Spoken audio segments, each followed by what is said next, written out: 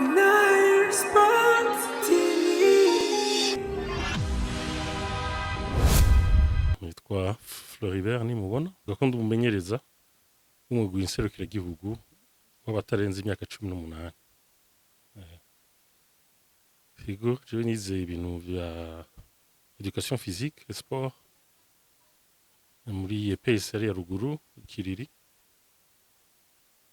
Aba rero nari nsanzwe nkina na tuvuge basket na handball lycée du Saint-Esprit. Nago cane handball.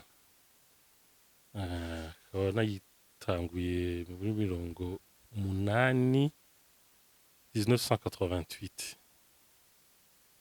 Aho twatwaye ibikombe kuri lycée du Saint-Esprit. Meza mvayo nja muri Rumuri kuri université.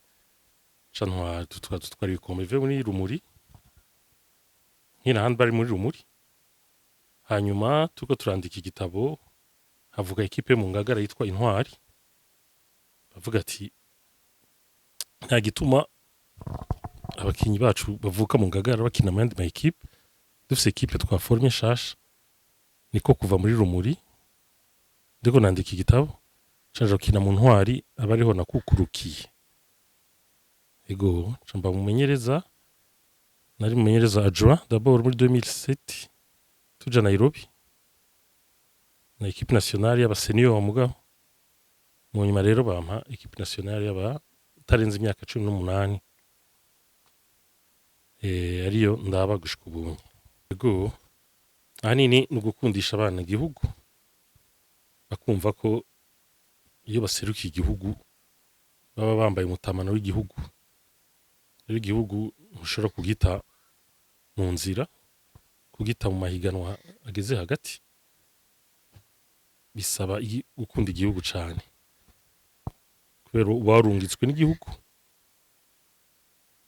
twaye idarapo y'igihugu, rero n'iteka ry'igihugu riba riri en jeu.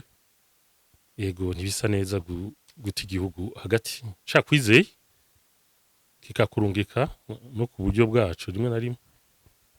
Ego no hanura abandi bakiri bato ko bo kubahiriza ivy'igihugu cabatumye. Nile Sports